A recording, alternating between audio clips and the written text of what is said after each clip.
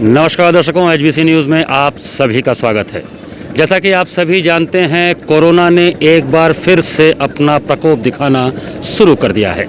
बीच में 3-4 महीनों के लिए जो कोरोना की दर कम हो गई थी, संक्रमित लोगों के मिलने का सिलसिला कम हो गया था, अब वो उछाल मार रहा है। भारतवर्ष में आज के दिन 1,26,000 के आसपास कोरोना संक्रमण के मामले मिले हैं। इसको देखते हुए भारत के कई शहरों में लॉकडाउन किया गया है और कई शहरों में नाइट कर्फ्यू का आदेश दिया गया है।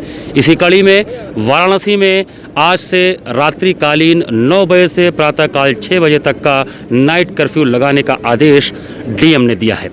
उन्होंने इसके अलावा जो बातें कही हैं उसमें ये है कि किसी भी तरह से रात को 9 बजे के बाद जो सामान्य जनता है वो घरों से बाहर नहीं निकल सकती।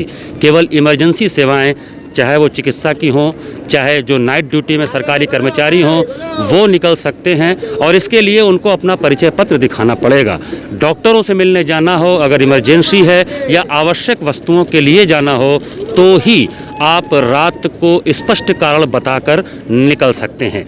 धार्मिक आयोजनों के लिए भी गाइडलाइन जारी किया गया है, जिसमें ये कहा गया है कि जहां पर भी धार्मिक आयोजन होते हैं वहां पर लोग एकत्रित नहीं होंगे।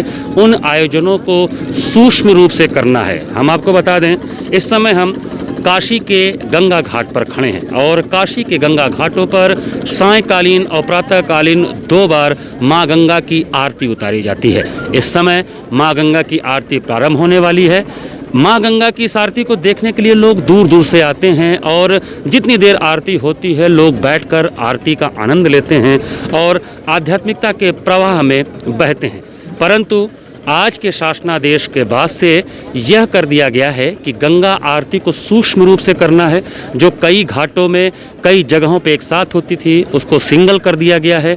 छोटे रूप में करना है ताकि परंपरा का निर्वाह हो सके। साथ ही साथ गंगा आरती के समय जो लोगों का हुजूम, जो जमावड़ा होता था, उस पर पूरी तरह से प्रतिबंध लगा दिया गया है। इसका मतलब ये है कि अगर गंगा आरती होती है तो लोग वहाँ पर इकट्ठे नहीं हो सकते हैं और लोग चलते फिरते रहें। एक जगह इकट्ठा होने पर कोरोना के वायरस के फैलने की संभावना ज़्यादा बढ़ जाती है।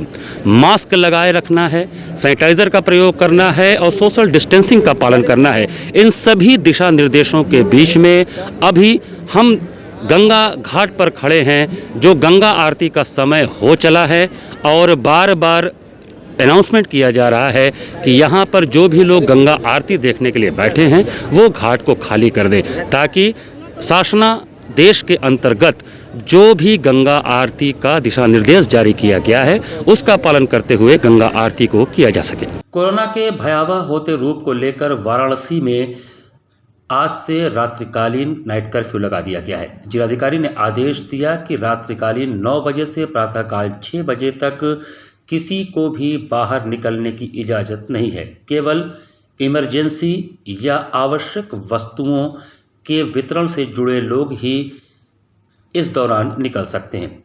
इसके अलावा धार्मिक आयोजनों में जहां पर भी आरती, पूजा या अन्य धार्मिक अनुष्ठान होते हैं वहां पर भीड़ एकत्रित नहीं किया जाएगा।